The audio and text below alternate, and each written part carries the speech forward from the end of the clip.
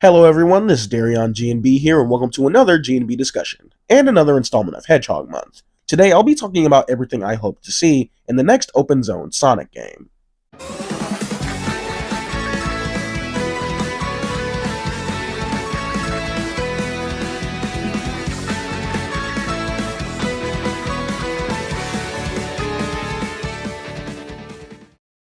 Sonic Frontiers released a little over 2 years ago, 3 by the end of this year, and given the release cycle for Sonic games, we should have some info on the next game, if not this year, surely by next year. For the past couple of years, these big Sonic game releases happen 4 or so years apart, so I guess the game would be on track to release sometime in 2026, or maybe 2027. I doubt the devs will have to deal with all the very clear struggles they had to go through with Frontiers, as they have pretty much figured out the gist of what they want the open zone formula for Sonic to be. And if Shadow Gens is anything to go by, the next game could be even greater than Frontiers. And I fucking hope so. Seriously, I need the next game to be so good, it makes Frontiers look like straight dog shit by comparison. Which, for being honest, shouldn't be that hard. Okay, I'm only slightly kidding. I like Frontiers, but it's very apparent this game was on the verge of becoming the next 06 and boom. And we very narrowly lucked out of that. I've been replaying it for the first time in months, and honestly, it's still pretty fun. But the longer I play, the more I can't help but think about how the next game could be, which is what brings us here today. Anyway, as far as the things I want for the next open zone game, the open zone itself I hope receives a few tweaks as to how it's handled. Now, of course, I'll get the obvious out of the way. Yes, I want more vibrant and, for lack of a better term, more Sonic-y environments.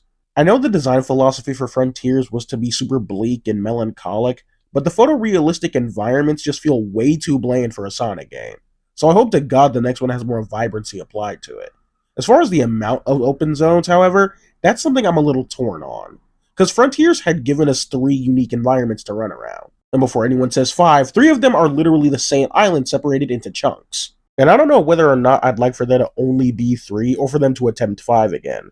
5 sounds pretty ideal, but you could tell with Frontiers, by the time we get to the 3rd island, Chaos Island, the budget was starting to dwindle, with the majority of the platforming bits locking you into these 2D planes, and it just wasn't as fun as the freedom-inducing sections from the previous 2 islands, Kronos and Ares. I feel like ideally it'd need to have at least 4 different biomes. Now, something else I wanted to discuss were the open zone challenges. The open zone challenges are a really interesting thing to think about, because they are, at least to me, kind of pivotal to the gameplay loop Sonic Frontiers established. You complete these little kid puzzles to unlock more of the map for each of the islands you come across, so as to better find and navigate stuff, but I don't think this particular system should come back. Maybe it's because I've played the game an unhealthy amount of times, but I feel like having the next game require you to play these little kid puzzles to open up the map, as opposed to just having us see everything normally, would be kinda lame, at least to me.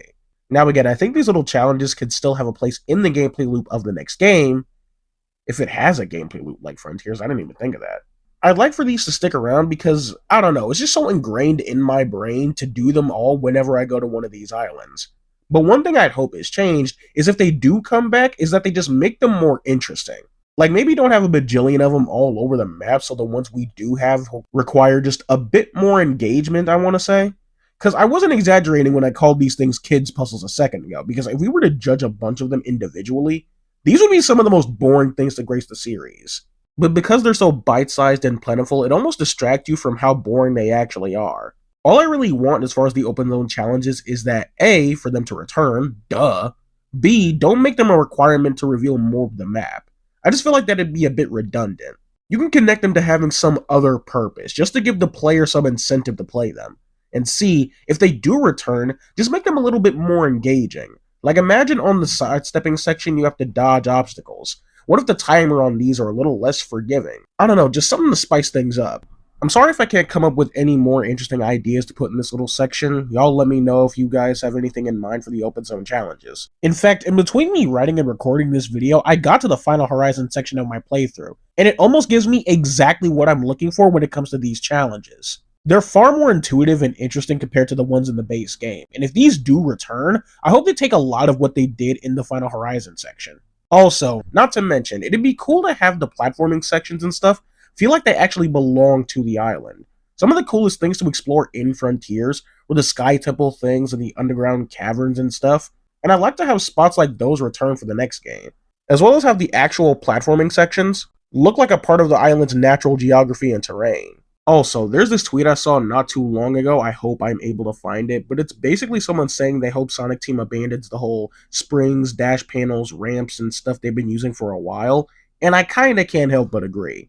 The Sonic games have had a bit of a problem when it comes to their abundance of automation in the games. Now, I think some automation is required in a Sonic game, but as of late with Sonic Frontiers and stuff, it's noticeable, especially in the open zone, that all the dash panels and spring chains and boost rings that are set on a specific path to get to the memory tokens or whatever just feels like a bit much. And I want to see them attempt to have a game, whether it's the next one or the one after, where they take a step back from all this stuff and put more of a focus on momentum-based platforming and physics. I've been seeing some people play Shadow Gens recently, with them trying to avoid all the automated sections and stuff, and it looks fun as hell. Put the control back into the player's hands, as it's an easy way for people to become interested in playing the game more and get better at it. Now let's be real, this is Sonic Team. The odds of them actually doing this are pretty slim. So for the next game, even if they have all the springs and dash panels and stuff, maybe just dial it back a bit. Instead of having me run around and send me through a chain of springs for me to get to where I want to go, and send me through a chain of dash panels to get me to where I want to go, maybe just having one dash panel that puts me in the general direction of wherever the platforming section is. Or instead of a barrage of dash rings and springs and stuff, make it so I have to homing attack them or make precise jumps to make it onto those rings and stuff. I don't know, just something that involves more player input. If the Final Horizon is anything to go by, I think they're learning to lean into more physics-based gameplay, but we'll have to see how well they execute it. I'd also like for them to tackle the towers thing again. Climbing all the towers on the 4th island was such a fun highlight of the gameplay and story, and I think it'd be stupid for them to not do it again. Now, I don't need towers exactly, but maybe just a similar gauntlet platforming challenge of sorts that really tests the skills acquired thus far. If Final Horizon is anything to go by when it comes to its towers, I'd say we're headed in a good direction, but still in need of some fine-tuning. The boss fights and the combat in general are in need of some serious improvements. Now, the combat in the base game wasn't terrible, but it really had some distracting flaws. But the thing I think needs improving above all else is the balancing. The balancing when it comes to you upgrading your moves and that in relation to how powerful the enemy is just didn't work for me. I don't like how piss easy some of these become after you upgrade up to a certain point. It doesn't feel like I'm kicking ass because I as the player went and learned the game. It just kind of feels like a lame way to give the player a sense of progression because the actual combat doesn't have much to latch on to. There's no depth or cool button combos to try and memorize, particular enemy patterns that you'd have to adapt to, like the Werehog's combat in Unleashed. I just wish the combat takes some inspiration from that when planning out the next game. I hope they don't just throw the combat away for the next game, as it's still, even with its flaws, a fun section of gameplay for me. As far as the boss fights, I hope they keep the giant action-packed scale of the Titan fights, but just without Supersonic.